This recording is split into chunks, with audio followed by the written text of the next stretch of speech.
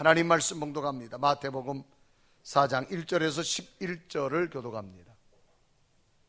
그때 예수께서 성령에게 이끌려 마귀에게 시험을 받으러 광야로 가사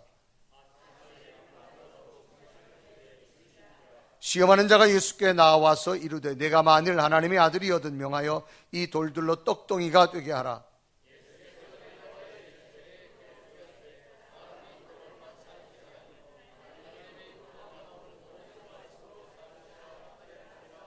이에 마귀가 예수를 거룩한 성으로 데려다가 성전 꼭대기에 세우고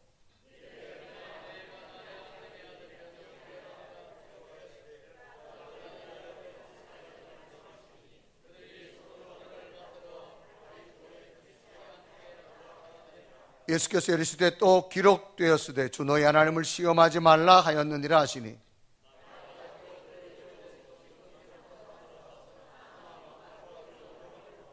이르되 만일 내게 엎드려 경배하면 이 모든 것을 내게 주리라.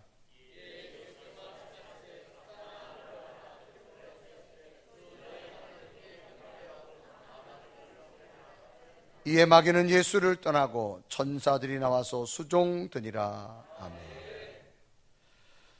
오늘 예배하는 여러분에게 주의 은총과 평강이 함께하기를 주님의 이름으로 축원합니다. 우리 옆에 분 뒤에 분 인사합시다. 한 주간 동안 평안하셨습니까? 또 인사합니다. 오늘도 당신을 보니까 힘이 납니다. 시작!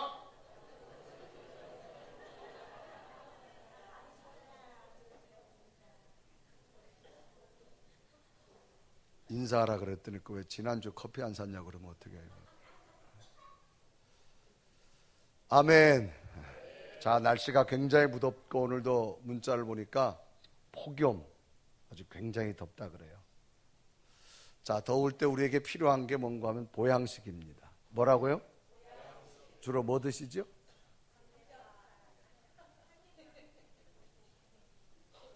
각자가 다 취향이 다른 것도 어떤 분은 삼겹살 좋아하고 삼계탕 좋아하고 왜? 더위를 이기려면 몸을 영양분을 공급해 줘야 돼요. 그래서 우리가 보양식을 하는데 우리가 더위가 시작되는데 영적 보양식도 해야 돼. 그래서 오늘은 강사님을 미국에서 모셔왔어요. 역시 성가대밖에 반응 나오는 데가 없어 하여튼. 그래서 내가 여기만 쳐다보고 설교하잖아. 아멘. 한 3년 전에 아마 저희 교회 오셔서 설교하셨는데 이번에 또 한국에 오셨길래 말씀을 부탁했습니다. 여러분 은혜 받으시고 영적 보양식 채우셔서 영적으로도 건장한 여러분 될 줄로 믿습니다. 아멘. 조금 크게 해봅시다. 아멘. 자, 우리 목사님 나오실 때 박수로 환영합니다.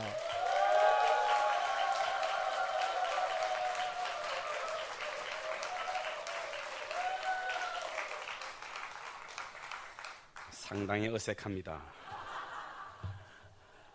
이렇게 안 하거든요. 우리 동네는 그냥 외부 사람이 오면 뭘 얻어 먹으려고 왔나 생각해서 그런데 이렇게 크게 환영해 주셔서 감사드립니다.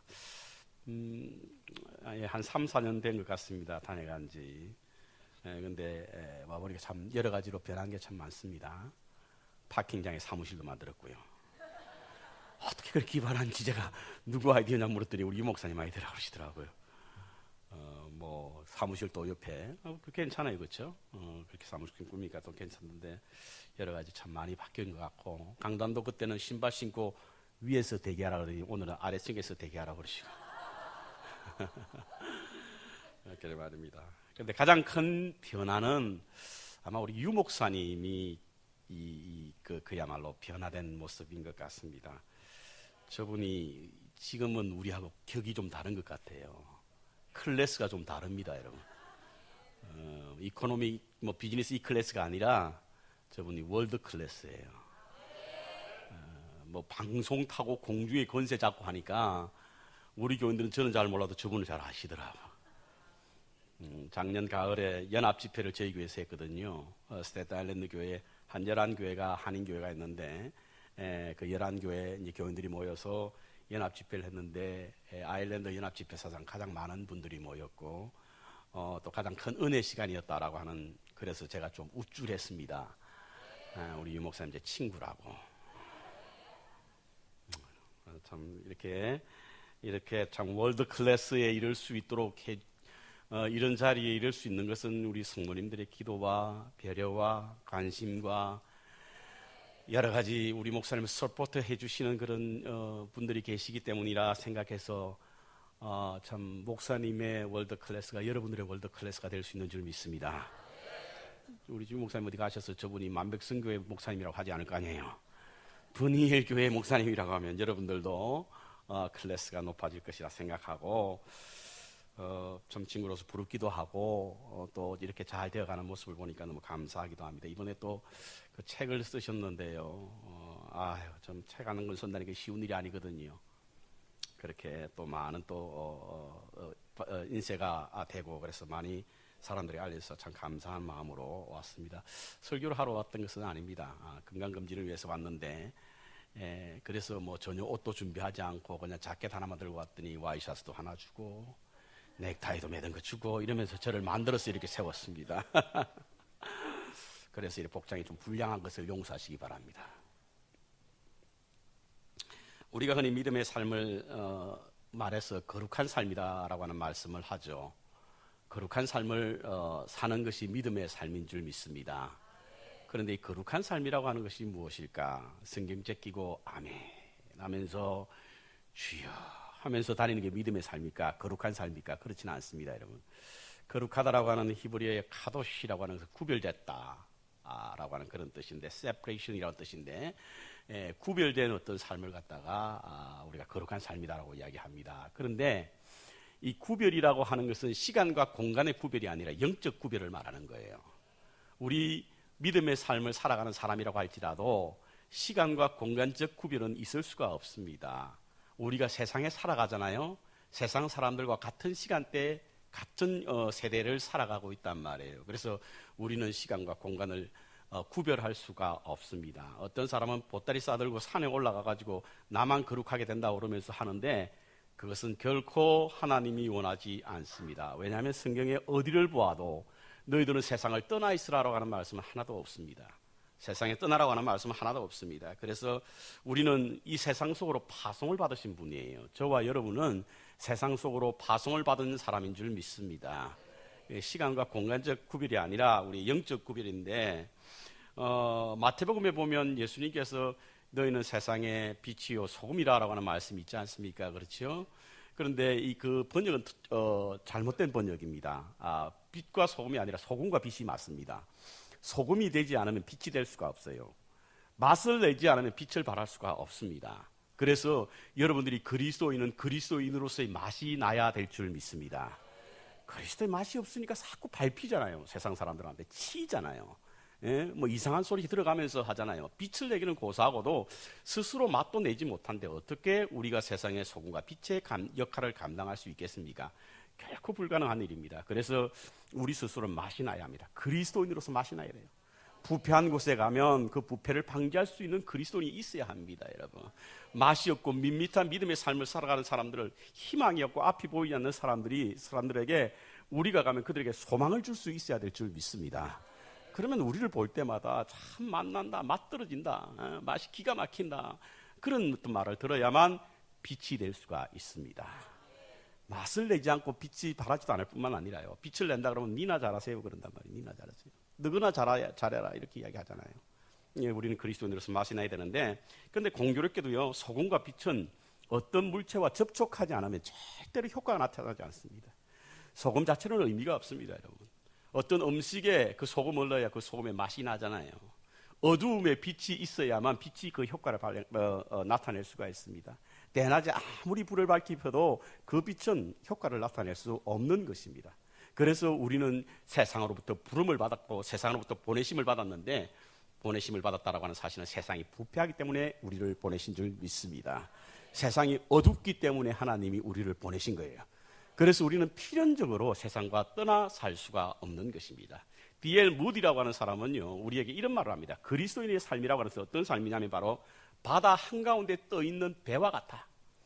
바다는 여러분 세상을 말하거든요. 세상. 물이 바다 덮음같이. 그 찬양 아시죠? 그 바다라고는 세상입니다. 물은 성령을 말하는 것이고, 여호와의 영광이, 하나님의 영광을 드러내는 성령이 바다를 덮는 그날이 오게 될 것이라고 꿈꾸는 그런 어떤 기도가 바로 그 하박국 선지자의 그 기도인데, 어쨌든 간에 세상에 우리가 빛과 소금의 역할을 감당해야 하고 세상의 중심에 있지만 결코 세상으로부터 침몰하지 않는, 세상 속에 살지만 세상 가운데 물들지 않는, 이것이 바로 그리스도인의 삶인 줄 믿습니다. 여러분, 바다 보면요, 배가 떠 있잖아요. 바다 아무리 파도 풀어도 쳐도 배 안에 물이 들어오지 않습니다. 믿음의 삶을 살아가는 우리들은요, 세상이 아무리 요동한다 할지라도 그들의 물들지 않습니다. 그렇다고 해서 우리는 세상을 떠나 있지 않는 것이죠. 그래서 세상 속에 거하면서도 세상에 물들지 않는 것이 그리스도인의 삶인 줄 믿습니다. 자, 이와 같이 세상 속에 살아가는 우리 믿음의 삶을 사는 사람들에게 필연적으로 겪는 두 가지 영적 도전이 있습니다. 그 첫 번째가 뭐냐면 바로 시험이고, 두 번째가 바로 뭐냐면 유혹입니다. 시험이라고 같은 표현을 하고 있는데, 이걸 좀 여러분들에게 좀 쉽게 표현해서 시련과 유혹으로 한번 분리를 해보겠습니다. 시련은 테스트라고 하고 유혹은 템프테이션이라고 영어로 우리가 번역할 수 있는데, 시련은 하나님이 주신 것이고 유혹은 사단이 주는 것입니다. 시련은 우리를 강건케 하지만 유혹은 우리를 멸망시키는 거예요. 그래서 시련은 우리가 반드시 겪게 되면 성숙한 그런 그리스도인이 될 수 있지만, 유혹은 그곳에 넘어지게 되면 우리는 멸망하게 되는 줄 압니다. 성경에 그렇게 나와 있잖아요, 여러분. 시험을 만나도 온전히 기뻐해라. 이건 시련을 말하는 것이거든요. 왜 시련을 만나면 기뻐하라고 하는 것일까? 나는 제발 시련 좀 안 겪었으면 좋겠다라고 하는데, 여러분, 어릴 때 자라는 아이들 보십시오. 반드시 자랄 때는 성장통이 있어요, 여러분. 우리의 믿음의 단계도 이럴 때에 성장통이 있습니다. 아무 시험을 닿지 않는다라고 하는 것은, 그것은 우리의 믿음의 성장을 기할 만한 그런 어떤 동기를 부여받지 못하기 때문에 결코 행복한 그리고 성숙한 그리스도인이 될 수 없다라고 하는 사실인 것입니다.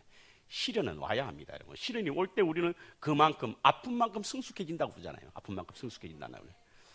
흔들리지 않고 피는 꽃이 어디 있냐고 말하지 않습니까, 여러분? 우리 인생 속에서 여러 가지 많은 갈등과 어려움이 겪는데요, 그것은 우리를 성장시키게 하기 위해서, 때로는 정금과 같은 믿음을 갖게 하기 위해서 우리에게 시련을 주시는 줄 믿습니다. 지금 시련을 겪고 있는 분이 계신다고 한다면, 하나님이 나를 성장케 하시려고, 성숙케 하시려고 주시는 시험이구나. 감당치 못할 시험을 주신 적이 없다고 하니까 이것도 충분히 감당할 수 있는구나. 예, 그렇게 생각하시고 믿음 생활하시면 크게 은혜가 될 수 있는 줄 믿습니다. 고린도전서 3장에 보면요, 고린도 교회가 은사를 굉장히 많이 받았던 교회거든요. 근데 가장 큰 문제가 있었던 교회도 역시 고린도 교회입니다. 그야말로 트러블 메이커예요. 은사는 받았는데 은사를 감당할 그런 어떤 준비가 되지 않는 마치 어린아이와 같은 신앙이에요. 그래서 밥으로 먹이지 아니하고 우유나 이런 것으로 먹인다고 그러잖아요, 사도 바울 선생님.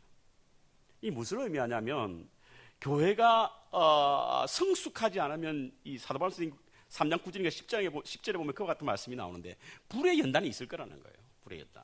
불의 연단이 있을 때에 태워지는 것은 해를 받을 것이고 남아있는 것은 상을 받을 것이라고 했는데, 여러분, 불에 태워질 때 사라지는 것과 남아있는 것이 뭐예요? 남아있는 것은요, 금이나 은이나 보석이에요. 태워지는 것은 풀이나 그런 어떤 뭡니까 칠하면 이게 뭐죠? 쭉정이 같은 거잖아요. 쭉정이 같은 거. 그러니까 지금 볼 때는 잘 몰라요, 그리스도인들이 누가 남아있을 자인지 태워질 자인지.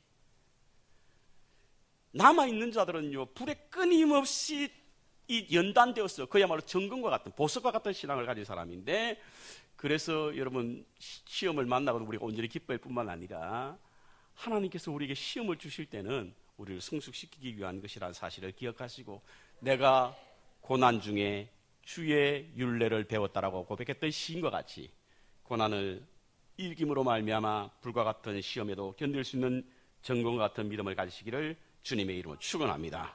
로마서에 보면 한란은 인내는 연단을 소망을 낳는다는 말이 있지 않습니까? 연단이 인내를 낳는 것이 아니라 인내가 연단을 낳는다는 거예요. 그 연단은 바로 우리에게 소망을 준다는 말씀인 것입니다. 그런데요, 유혹은 다릅니다. 유혹은 우리를 멸망시킵니다. 그러므로 유혹은 이겨야 합니다. 주기도문에 나오는 주님께서 우리에게 가르치신 기도 가운데 시험에 들지 않기를 기도하라고 하는 말씀 아시죠? 그 영어에 보면 temptation이라고 말하고 있거든요. 유혹에 빠지지 않기 위해 기도하는 거예요. 세상에 유혹이 참 많습니다. 오늘날 이 시대는 핍박은 없어요. 그렇죠? 오늘 여러분 교회 나올 때에 총칼 물리치고 나오신 분 계세요? 오히려 안 나간다고 총칼 들고 있지. 초대 교회와 같은 거에 핍박은 우리에게 없습니다. 근데 핍박이 없는데 뭐가 대신이냐면 유혹이 있는 거예요. 유혹. 끊임없이 우리를 무너뜨리려고 멸망시키려고 하는 유혹이 있습니다. 그래서 그 유혹을 우리는 이겨야 합니다. 아담은요, 사단의 유혹을 이기지 못해서 멸망의 시조가 되었지 않습니까? 삼손은요, 여인의 유혹을 이기지 못해서 그의 능력을 빼앗겨 버렸습니다. 우리 주위에는 여러 가지 많은 유혹이 있습니다. 그것은 넘어지지 않아야 하고 그 유혹을 이겨야 합니다, 여러분. 유혹에도 세 가지가 있죠. 육적인 유혹, 외적 유혹, 내적 유혹, 그리고 영적 유혹. 자, 외적 유혹과 내적 유혹은 우리가 알 수 있습니다. 그럼 도대체 영적 유혹은 무엇을 의미하는 것인가? 영적 유혹은 아주 간단합니다. 하나님과 우리와의 관계를 끊는 것이 바로 영적 유혹이에요. 여러분, 잘 분별이 안 되시죠? 무엇이 도대체 하나님과 나와의 관계를 끊어놓는 것인가? 그런데요, 우리는 신앙생활하다 여러 가지 많은 이유 때문에 넘어지고 쓰러지고, 그래서 심지어는 신앙을 떠나는 사람들도 있는데, 면밀히 우리가 그것을 분석해보면 하나님과의 관계를 끊으려고 하는 사단의 유혹에 넘어지는 분들이 생각보다 많아요. 목사님 마음에 들지 않는다, 교인이 어떻고 저떻다, 이런저런 많은 이야기 하지만 실제적으로 면밀히 들여다보면 하나님에 대한 불신, 하나님에 대한 신뢰가 부족하기 때문에 생기는 그러한 것들로 인해서 신앙생활을 떠나게 되는데, 그것은 누구의 유혹에 의한 것이냐? 마귀의 유혹에 의한 거라. 여러 가지 핑계를 대지만 실제로 들어보다 보면 하나님에 대한 신의와 불신으로 말미암아 하나님과의 관계를 끊으려고 하는 그런 사단의 괴략, 유혹에 의해서 우리의 신앙이 떠난다는 것입니다. 그렇지 않습니까? 창세기에 나오는 사단 보십시오. 하나님과 아담과의 관계를 끊어놓았지 않습니까? 욥기서 보십시오, 여러분. 욥이 동방의 의인이었다고 그러잖아요.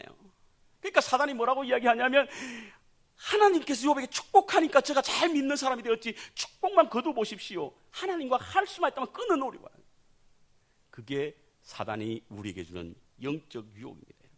오늘 본문에 예수님을 유혹했던 이 사단도 마찬가지, 마귀도 마찬가지.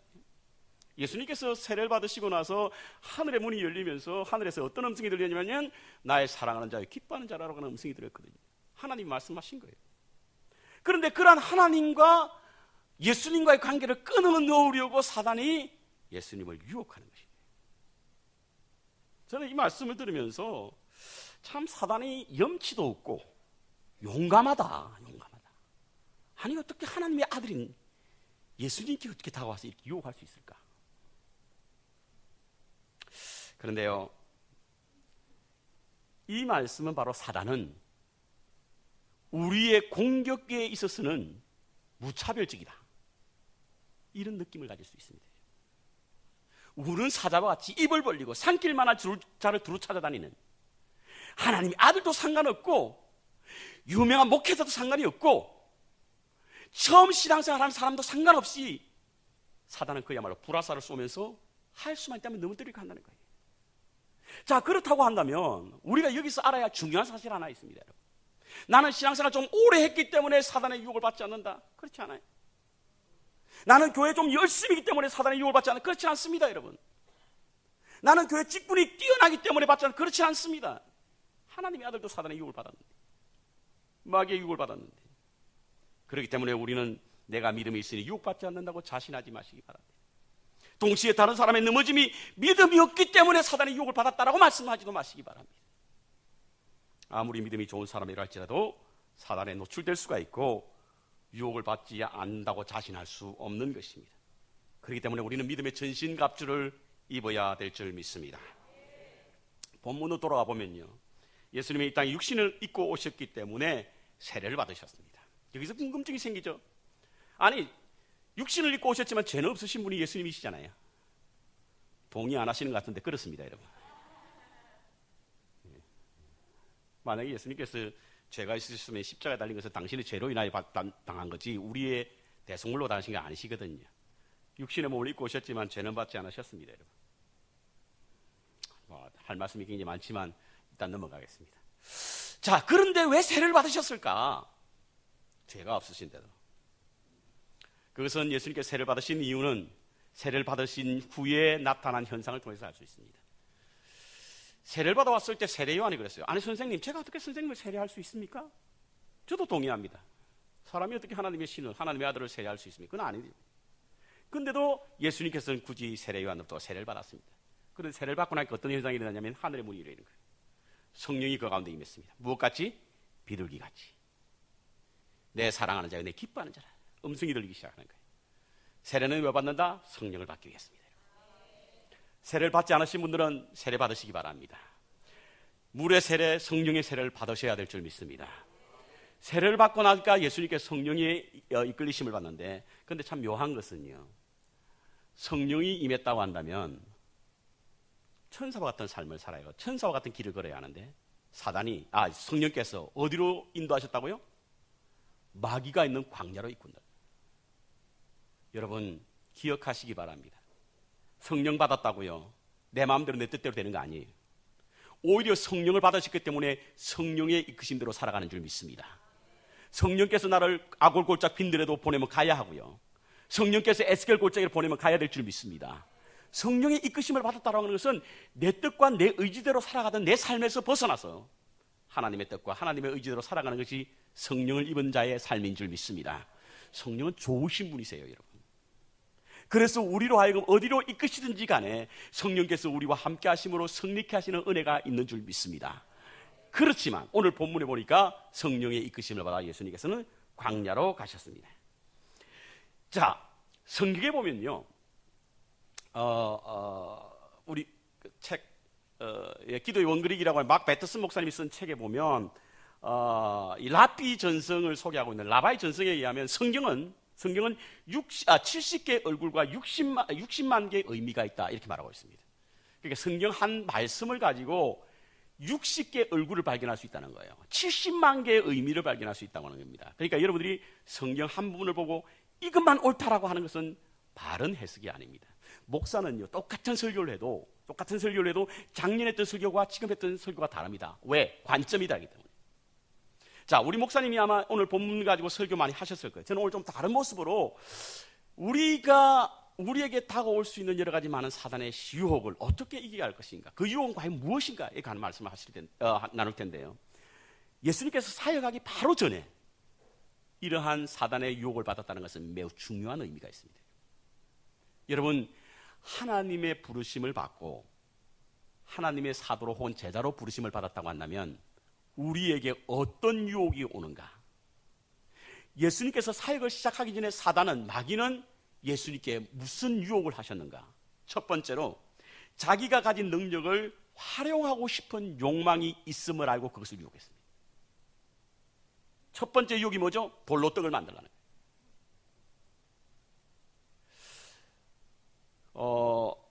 예수님께서는 40일 금식한 후에 이 유혹을 받으셨는데요, 흔히 예수님은 하나님이시기 때문에 배도 고프지 않으실 것이다 라고 생각하시는 분들 계시죠.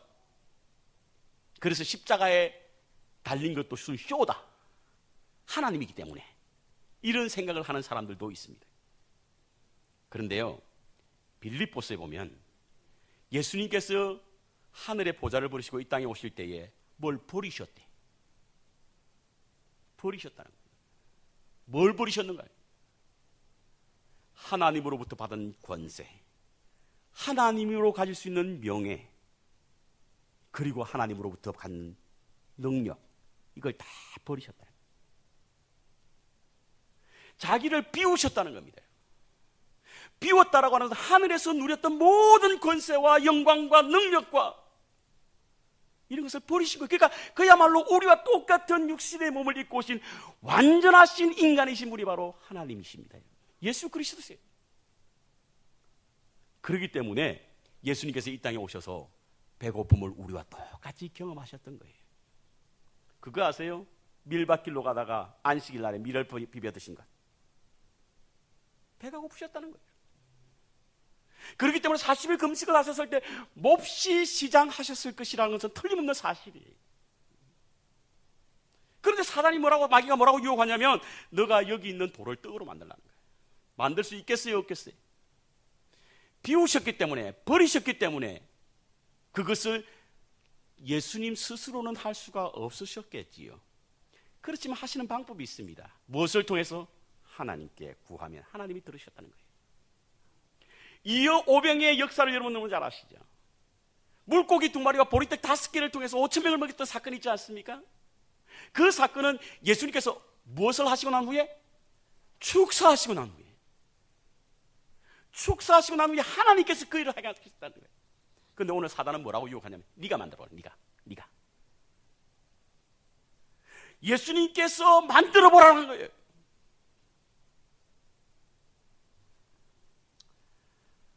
하나님께서 하나님이 주신 특권을, 하나님이 주신 능력을 사단은 다른 곳에 사용하라고 말하고 있습니다. 여러분과 저는 하나님으로부터 자녀의 권세를 받으신 줄 믿습니다. 하나님의 특권을 누리는 사람들입니다. 그런데 그것은 하나님의 뜻을 위하여 사용되어야 될 줄 믿습니다. 민수기 20장에 보면요, 가데스 머리바라 가는 곳에서 하나의 큰 사건 하나가 일어납니다. 하여튼 이스라엘 사람들은 문제예요. 그런데 이스라엘 속에 보면, 가만히 보면 나도 그 안에 들어가 있네. 조금만 평안하면 그렇게 좋아하다가도 조금만 시련이 오면 그냥 견디지 못해서 울고 불고 짜고 난리가 나는 그 사람이 이스라엘 사람들. 그렇게 많은 어떤 역사와 표적을 보았으면 홍해가 갈라졌잖아요.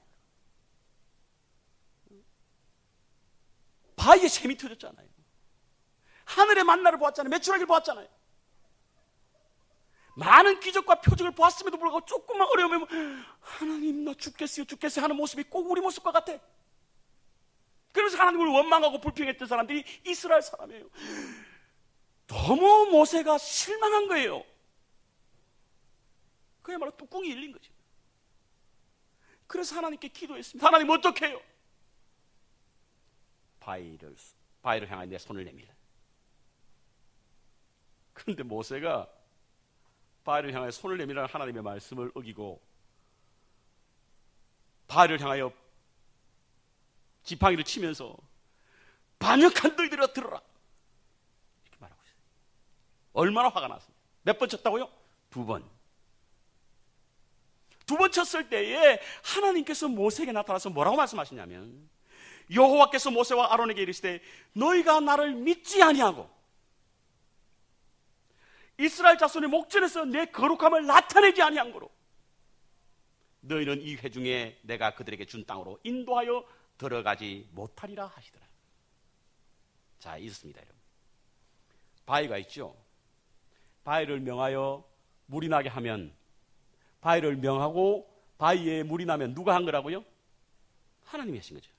근데 바위에 모세가 같이 지팡이를 치면, 그래서 물이 나오면 누가 한 거라고요? 모세가 한 거예요.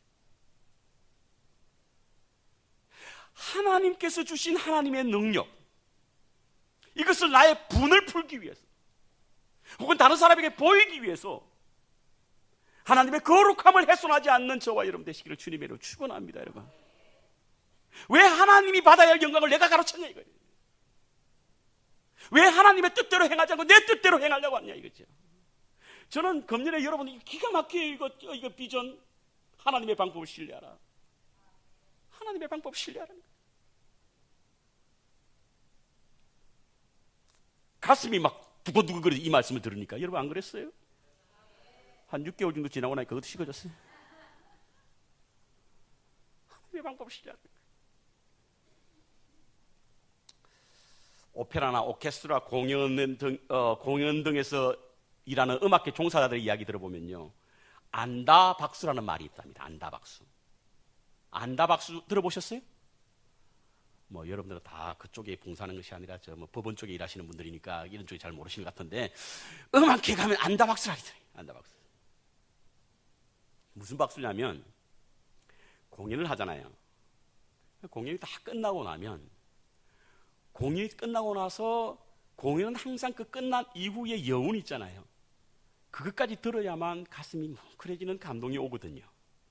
근데 어떤 한 사람이 박수를 팍 치기 시작해요. 여운을 듣기도 전에. 왜? 내 이 곡 안다 이거야. 이 곡 끝났어. 이 곡 알아. 그게 안다 박수예요. 안다 박수. 내가 이 곡 안다 이거지.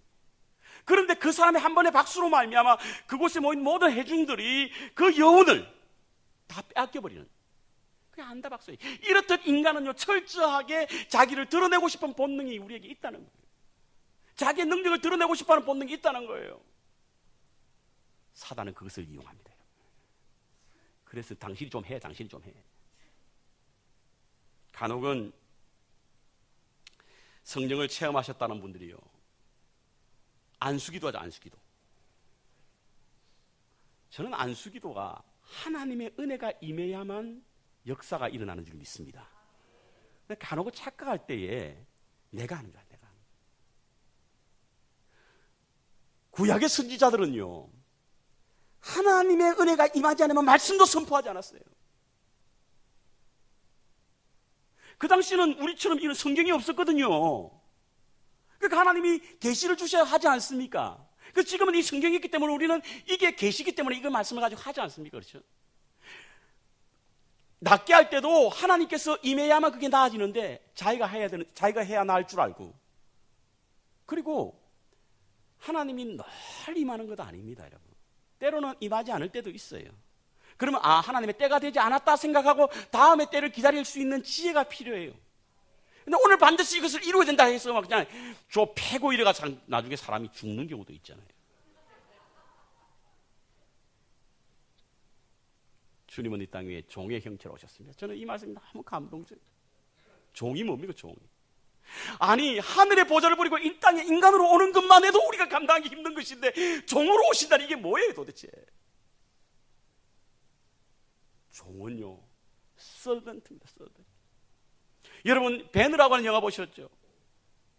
배느라고 하는 영화 보면요, 이 노예들은, 종들은 무슨 일을 하는 사람이냐면 배 밑바닥에서 자기 얼굴도 드러나지 않은 채 그곳에 죽어나가도 아무도 돌아보지 않는 그곳에서 끊임없이 북소리에 맞춰서 노를 짓는 사람이 바로 종입니다. 종.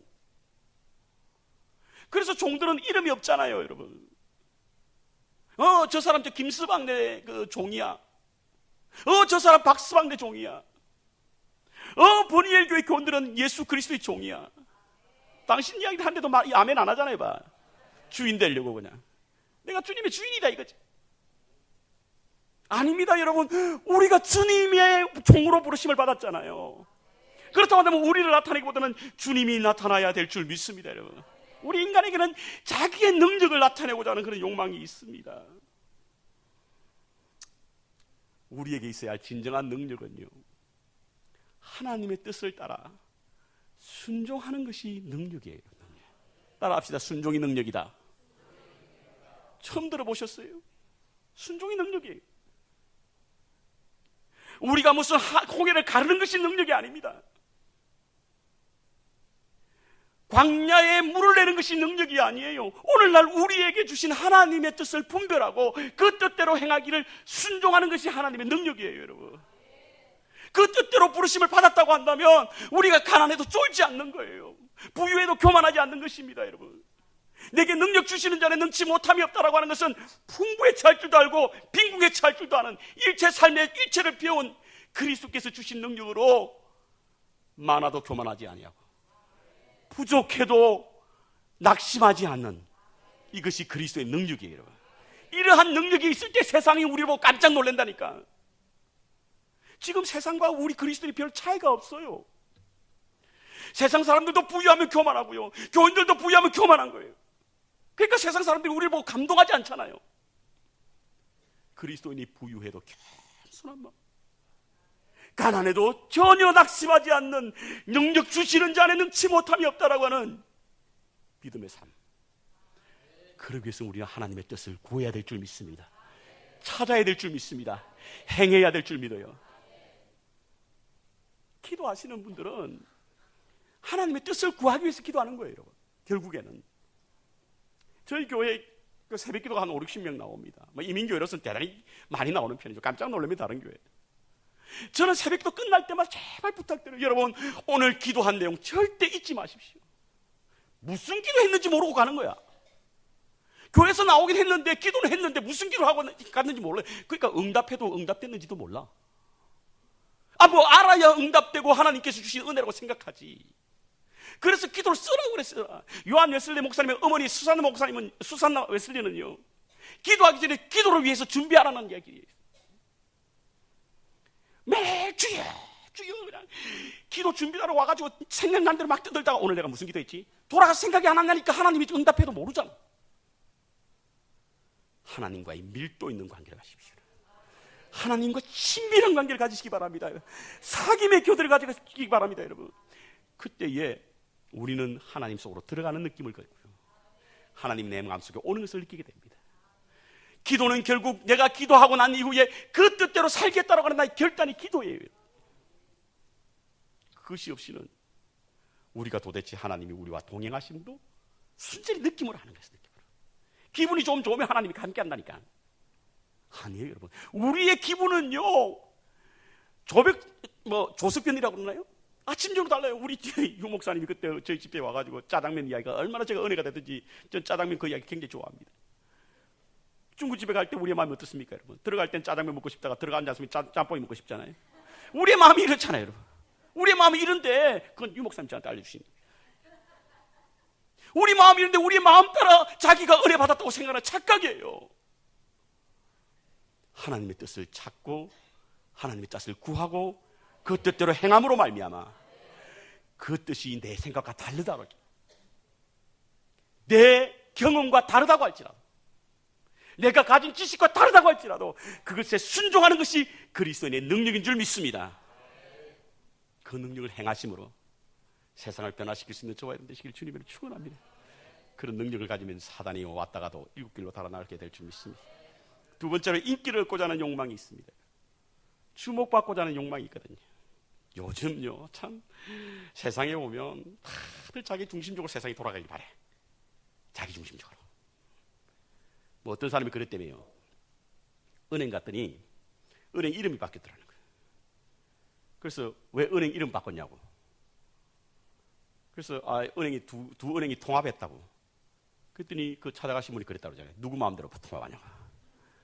누구 마음대로 자기한테 묻지도 않고 통합하냐고. 세상 사람들 다 자기 뜻대로 돌아가길 바래. 자기 생각대로 움직여주길 바라는 거예요. 그래서 모든 스팟라인이 자기에게 비춰지기를 바랍니다. 오늘 본문에 사단이요, 마귀가 예수님을 유혹합니다. 성전 꼭대기에 올라가라. 성전 꼭대기는 어떤 곳입니까? 모든 사람들이 다 존경하는 곳이잖아요. 모든 사람들이 우르르 보시는 곳이에요. 그곳에서 뛰어내려라. 기록된 바 너가 떨어졌을 때 너의 발이 땅에 닿지 않을 것이라고 하는 하나님의 말씀. 사단이요, 여러분, 마귀가 성경 모를 것 같죠? 우리보다 훨씬 더 잘 알아요. 훨씬 더 잘 알아요. 그 말씀을 인용하면서 유혹하는 거예요. 여러분, 하나님의 말씀을 알지 못하는 게 문제가 있는 것이 아니라 오역하는 게 문제예요, 여러분. 하나님의 말씀을 왜곡하는 게 더 큰 문제예요. 말씀을 지 마음대로 갖다 붙이는 거야. 그런데 성전 꼭대기는 어떤 곳입니까? 모든 사람들 들어봅니다. 예수님은 성전 꼭대기 서지 않으셨어요. 어디 꼭대기 서셨다고요? 나무 꼭대기에 서셨어요. 십자가 나무 꼭대기에 서셨어요. 존 화이트라고 하는 유명한 설교가가 있습니다. 이분은 이런 말씀을 했습니다. 사람들에게 영광과 찬양을 받고 싶은 갈망은 자신이 경배를 받고 싶은 마귀적 욕망이다. 여러분, 특별히 우리 성가대, 저는 저희 성가대 때문에 한 40명 되는데요. 성가대원들이 들어가기 전에 꼭 제가 기도합니다. 제가 그 교회 부임한 지 3년이 됐는데 한 번도 빠지지 않고 들어가기 전에 성가대를 위해서 기도합니다. 하면서 잠깐 제가 말씀을 묵상한 내용을 나눕니다. 그리고 나서 제가 강조하는 것이 있어요. 영광을 받으면서 영광을 돌릴 수 없습니다. 찬양을 받으면서 찬양을 돌릴 수 없는 겁니다. 성가대가 다른 사람으로부터 칭찬받는 거 좋아요. 격려 좋습니다, 여러분. 인커리지먼트 필요해요. 칭찬하면 코끼리인가 돼지도 춤을 춘다고 그러잖아요. 코끼리인가요? 돼지가 아니고. 칭찬 좋습니다. 그런데요, 자칫 잘못하다 보면 성가대가 자신들이 찬양을 받기를 원하는 거예요. 자신들이 영광을 받기 원해요. 그 순간 하나님의 영광은 사라지는 거예요. 여러분, 우리가 다른 사람부터 찬양과 영광을 받기 위한 것은 마귀적 욕망임을 기억해야 될 줄 믿습니다. 결국에는 하나님께서 우리에게 주신 은혜는요, 다른 사람이 인정하지 않다 하더라도, 알아주지 않는다고 할지라도 주의 길을 걸어가는 것. 결국 넓은 길과 좁은 길의 차이는 인기가 있고 없고 차이거든요. 넓은 길은 사람들이 인정해주는 길이에요. 칭찬해주는 길이에요. 박수 쳐주는 길이죠. 하지만 좁은 길은 아무도 알아주지 않는 길입니다. 마귀는 누구를 유혹하느냐? 넓은 길로 가고 싶어하는, 다른 사람부터 인정받고 싶어하는, 인기를 얻고 싶어하는 사람들을 유혹해서 결국에는 넘어집니다. 그러니까 내가 아무리 교회에 열심히 일해도 교회 목사도 한번 안 알아준다. 내가 교회 헌금을 그렇게 많이 했는데도 알아주지 않는다는 거지. 여러분, 잊지 마시기 바랍니다. 팀 켈러 목사님 쓴 정의란 무엇인가 책에 보면요, 우리가 지금 가지고 있는 많은 양의 몫은 지금도 가난한 사람들의 몫을 우리가 누리고 있는 거예요. 우리가 이 땅에 태어나지, 서울에 태어나지 않고, 제가 지금 하이티를 선교하고 있는데요, 하이티는 참 기가 막힙니다. 오늘 시간이 너무 많이 지날지 모르겠는데, 하이티는요 평균 연령이 48세 48세예요. 뭐 거의 다 돌아가셨겠네. 아마 하이티에 태어나셨으면 거의 다 돌아가셨겠어. 우리가 부유하게 되고 우리가 기회를 누리는 것은요, 하나님이 우리를 이 땅에 태어나게 하셨기 때문인 줄 믿습니다. 그렇다고 하면 가난한 사람들의 그 몫을 우리가 지금 다 누리고 있는 거예요. 내가 무슨 말 하다가 여기까지 왔는지 잘 모르겠습니다만, 결국에는 우리가 누리고자 하는 여러 가지 많은 인기들, 이것은 사단의 유혹일 수 있습니다. 인기는 그리스도인에게 매우 위험한 그런 일입니다. 인기를 위해서 때로는 그릇된 것과 타협해야 하잖아요. 인기를 위해서 하나님보다 사람을 더 바라봐야 합니다. 인기를 위해서 사람들이 더 좋아하는 일을 해야 되지 않습니까, 여러분? 이러한 것들은 바로 마귀적 요소가 있다라고 하는 사실을 우리는 잊지 말아야 될 줄 믿습니다. 요즘 소셜미디어에 그 페이스북 있죠. 페이스북 많이 합니다. 그런데 어떤 사회학자가 이 페이스북과 이 나르시시즘과 서로 연관이 되어 있다, 이런 말을 했습니다. 나르시시즘이 뭡니까, 여러분? 나의 자기 사랑하는 거예요. 내가 최고, 나의 외모가 최고다. 다른 사람이 다 나를 주목할 것이다. 우리 분이엘 교회는 참 감사해요. 그래도 이렇게 정장으로 깨끗한 옷을 입고 나오지만 눈에 띄는 분이 별로 없네요. 눈에 띄는 분이. 근데 어느 교회를 가보면요, 유난히 눈에 띄는 분이 계세요. 그것을 즐기는 분이 있다니까요. 즐기는 분이 있어요. 그래서 사람들이 자기를 주목해 주지 않으면 시험에 드는 사람이 있지 않습니까, 여러분?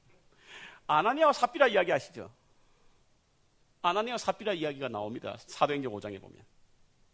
아나니아와 삽비라가 어떤 사람이었냐면, 자기 재산을 팔아서 초대교회 공동체에 넣어서 한 공동체가 하나의 공동체를 이루어서 내 것과 내 것이 없이 나누는 공동체가 바로 초대교회 공동체. 이것은 구약의 민수기에 나와 있는 어떤 더불어 살아가는 하나의 공동체, 총에 들어가는 어떤 조건 같은 것인데, 아나니아와 삽비라가 자기의 재산을 그 교회에다 헌신하기로 서원을 한 겁니다.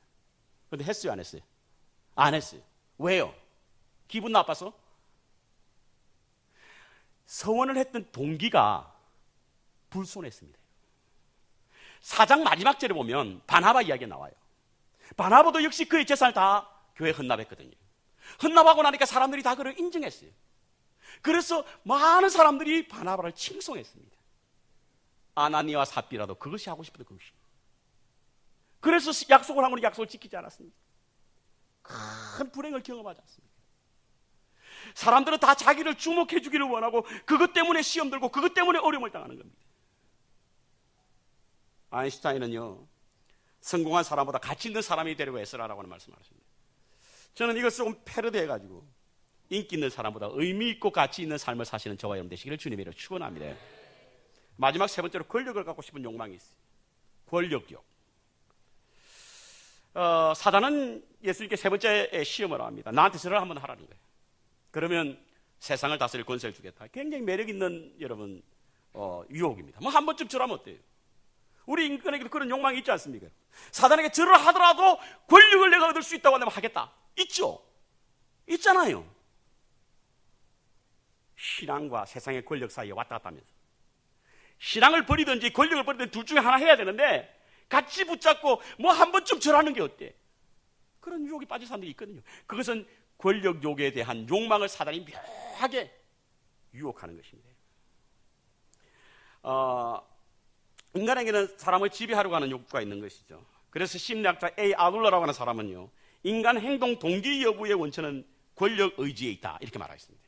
우리가 행하는 모든 행동의 의지 속에는, 모든 행동의 어떤 동기에는 권력을 갖고자 하는 의지가 있다, 이렇게 말하고 있습니다. 심리학자 메슬로라고 하는 사람이 있습니다. 5단계의 인간의 욕구를 이야기하죠.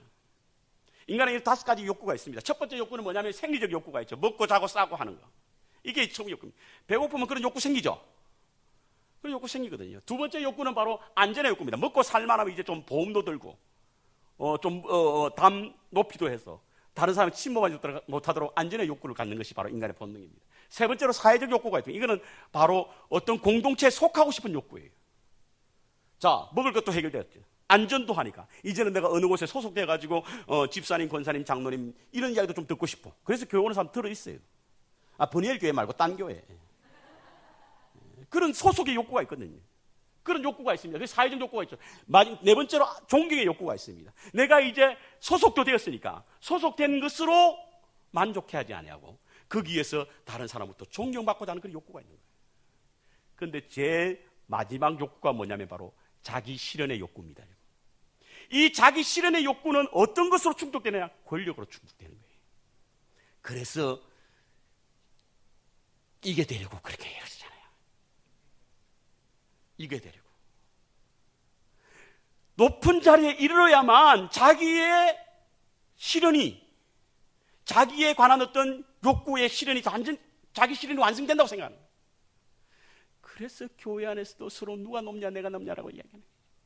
매일 찢고 먹고 싸우는 거예요. 여러분, 예수님께서 포도원 비유 아시죠?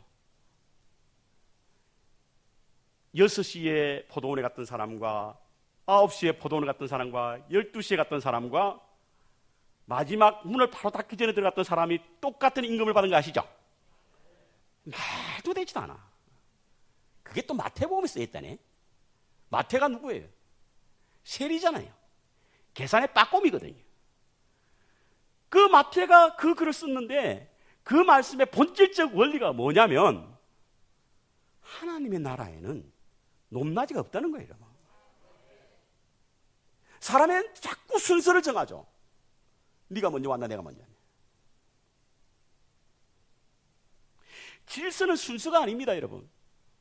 하나님의 나라 질서는 순서라고 생각하는데 그렇지 않습니다. 앞으로 뛰어나가다가 예수님께서 뒤로 돌아 이러면 꼴찌가 1등이 되는 거예요. 안 그렇습니까, 여러분? 하나님의 원리가 그러잖아요. 하나님은 순서를요 정하지 않으셨던 거예요. 우리가 가진 모든 공통분모를 우리 모두가 죄인이라는 사실이에요. 저는 미국 교회 그 목사들과 이야기하면서 백인들이 기준이 아니야. 코 큰 놈들이 표준이 아니라고.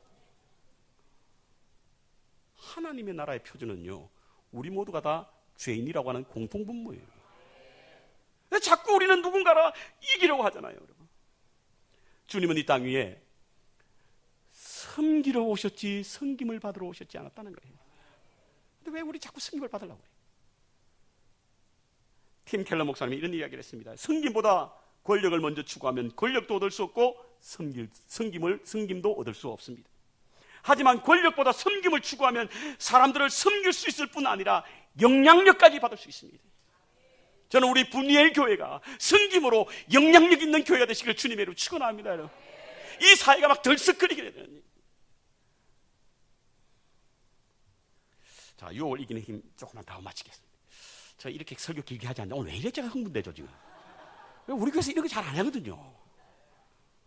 오늘 이 설교는 지난주 주일 설교 제가 했던 거 그대로 가져왔습니다. 설교 준비를 안 하고 왔는데 마침 컴퓨터 보니까 이거 하나 있길래 이걸 했는데 이렇게 힘들게 하지 않았는데 말이죠. 자, 예수님께서 사단의 유혹을 이겼던 가장 좋은 방법 한 가지 방법 뭐냐면 말씀. 이거 많이 들어보셨을 거예요. 오늘 본문을 읽어보니까 예수님이 이기셨던 방법은 기록되었으되. 사단은요 영악해요, 여러분. 그래서 웬만한 것 가지고는 이길 수 없습니다. 오로지 하나님의 말씀이 하는 말씀. 사단은요, 하나님의 말씀에 불순종해서 사단이 되긴 했지만 하나님의 말씀 앞에는 꼼짝 못하는 것이 바로 사단입니다. 욥기 이야기 나오잖아요. 욥을 때리고 싶은데 하나님 허락하지 않는 거예요. 그러니까 명령만 하십시오, 제가 하겠습니다, 이거예요. 그렇다고 한다면 우리가 사단을 이길 수 있는 유일한 방법은 바로 말씀이 말씀. 말씀이 번역이 어떻고 저떻고 이야기하는데요, 참 저는 말씀이 충분성과 완전성을 믿습니다. 말씀 안에는 충분성이 있고 완전성이 있어요. 그것에서 찾으면 말씀을 모르니까 못 찾는 거지, 성경에 이런 이야기 어디 있습니까? 저런 이야기 어디 있습니까? 라고 묻는 사람들이 있으면 답답해요. 팀 켈러 이야기 좀 더. 제가 팀 켈러 좋아해요. 왜냐하면 우리 교회가 가깝게 계신 리디머 처치. 지금 뭐 종신대 앞에서는 그 서점에 가면 전부 다 팀 켈러 책밖에 없대요. 이분이 어디 가면 그런 질문을 받는답니다. 목사님, 대단하신 목사님이시니까 성경의 이 부분은 맞습니까? 옳습니까? 묻는다는 거예요. 그러면 그 켈러 목사님이 그런다는 거예요. 그 사람한테 당신 예수님은 믿습니까? 묻는다는 거예요. 예수님은 믿죠. 예수님은 성경을 믿었어요. 그래서 당신이 믿는 예수님도 성경을 믿는데 왜 당신은 성경을 안 믿어? C.S. 루이스라고 하는 사람은요, 성경을 완전히 안 믿든지 완전히 믿든지 둘 중에 하나 하라는 거예요. 왜 믿으면서도 성경을 다 안 믿냐는 거예요. 하나님의 말씀은 좌우의 날선 어떤 것보다 예리하여. 믿음의 방패, 투구, 이 전신갑주 중에 유일하게 공격 무기는 바로 말씀이 말씀. 투구도 방어 무기죠. 흉배도 방어 무기죠.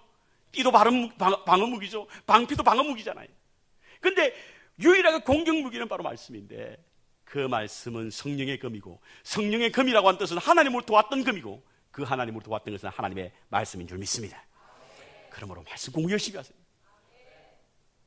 말씀이 우리 가운데 오게 되면 성령께서 그 말씀을 뜨겁게 만들어서 그것을 역동케 하는 것입니다. 자, 유혹을 이긴 후에 어떤 일이 일어났는가? 누가복음 4장에 보면요, 시험받은 후에 장면이 나오는데 세 가지 놀라운 일이 일어납니다. 첫째로 하나님의 놀라운 성령의 권능이 그 가운데 일어나요. 사단을 이기면. 두 번째로 가르침의 역사가 나타납니다. 마지막으로 하나님과 사람으로부터 사랑과 칭송을 받습니다. 오늘 본문에 보니까 사단을 이기고 나니까 마귀는 떠나고 천사가 수종을 들더라. 여러분, 우리도 사단의 유혹을 이기면 우리의 능력을 과시하려고 하는 욕망, 인기를 얻으려고 하는 욕망, 남보다 높고자 하는, 승김을 받고자 하는 욕망을 이기게 되면 마귀는 떠나고 천사는 수종을 들게 될 줄 믿습니다. 여러분. 스펄전 목사님은요, 죽음을 두려워하지 말라, 오히려 삶을 두려워하라, 이렇게 이야기했습니다. 왜요? 죽음은 우리 하나님 나라에 보장되어 있잖아요. 믿습니까, 여러분? 믿으시기 바랍니다. 좀 덜 믿으시는 것 같아. 죽으면요, 그래서 우리의 미래는 해결됐습니다. 그렇죠? 과거도 해결됐습니다. 왜? 예수를 믿는 순간 우리의 죄는 모두 다 사하여졌는 줄 믿습니다. 주는 미쁘시고 의로사 우리의 모든 죄를 사하시며 모든 불의에서 우리를 건지실 것이다. 할렐루야. 그렇죠. 그런데 문제는 오늘날 살아가는 게 문제예요. 왜냐하면 끝없이 사단이 우리를 유혹하거든요. 그렇기 때문에 믿음의 삶이란 매 순간 하나님의 자녀로 살 것인가, 탐욕의 노예로 살 것인가에 대한 갈등 속에 어느 한 곳을 선택하며 살아가는 것이 믿음의 삶인 줄 압니다. 여러분은 어떤 것을 택하겠습니까? 여러분은 어떤 길을 택하시겠습니까? 정욕은 우리 안에 있어서 끊임없이 우리를 유혹하여 노력하지 않아도 그 정욕이 욕망으로 변하고, 그 욕망을 사단이 유혹함으로 말미암아 그리스도인임에도 불구하고 그곳에 넘어지고 쓰러지게 할 때가 있습니다. 하나님이 주신 말씀으로 이겨 승리케 함으로 주의 길을 걸어가는 하나님의 거룩한 백성으로 사시는 저와 여러분 되시기를 주님의 이름으로 축원합니다. 끊기는 힘들지만 끊어야 하는 것, 주의 이름으로 승리케 되시는 그날에 오기까지 주의 말씀을 붙잡고 사시는 저와 여러분 되시기를 주님의 이름으로 축원합니다.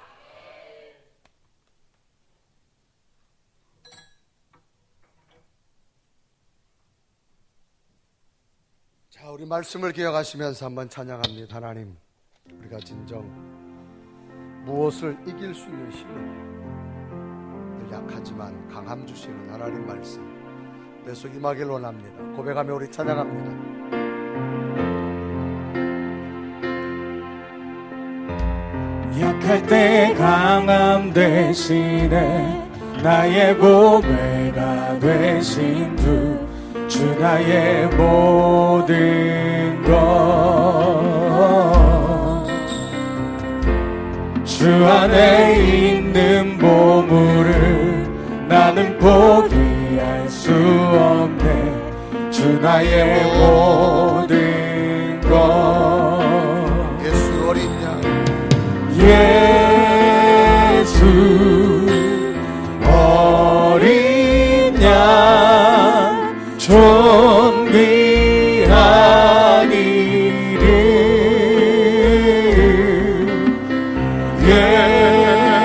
예수 어린 양 존귀한 십자가 죄사 하셨네. 십자가 되사하셨네. 주님의 이름 찬양해. 주 나의 모든 것. 쓰러진 나를 세우고 쓰러진 나를 세우고 나의 빈잔을 채우네. 주 나의 모든 것. 예수 어린 양 존귀한 이름.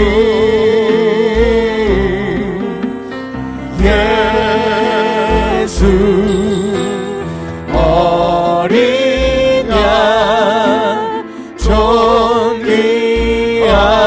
이름. 우리 다 같이 두 눈을 감으시고, 하나님, 내가 믿음의 삶을 사느라고 하면서도 늘 우리는 넘어질 때가 많습니다. 하나님은 시험을 주시는데 나를 하여금 더 강하게 쓰시려고 더 건강한 믿음을 세우시기 원하여 때로는 내가 넘어졌다면 다시 일어설 수 있는 믿음 주시고, 쓰러진 나를 세우는 말씀을 붙들고 다시 십자가 앞에 설 수 있는 내 믿음이 되게 하여 주옵소서. 때로는 지금 고난의 터널을 지나고 계신 분이 있다면 이 고난은 나를 더 견고하게 쓰시기 위한 하나님의 뜻인 줄 믿습니다. 하나님, 내가 말씀 가운데 다시 서서 어떤 고난도 이길 수 있는 능력을 달라고, 내 믿음을 세우게 해달라고 우리 간절한 모습으로 하나님 앞에 기도드리겠습니다. 살아계신 예수 어린 양 말씀 앞에 섰습니다. 존귀한 하나님의 사랑으로 승리하고 예수의 당신의 말씀 예수 온전함을 어린 양 존귀한 이름. 우리 다 같이 두 손을 가슴에 댑니다. 살아계신 하나님, 우리 마음속에 말씀을 충만하게 채워서 어떤 시험도 어떤 유혹도 이길 수 있는 능력을 허락하여 주옵소서. 세상이 변하기 전에 내가 먼저 변하기를 원합니다. 내 속에 하나님의 거룩한 말씀을 채우셔서 능력 있는 성도, 어떤 시험도 이겨서 하나님 관계를 바로 형성되어져서 복된 자로 세워지게 하여 주옵소서. 예수 그리스도 이름으로 간절히 기도드리옵나이다. 아멘. 약한 나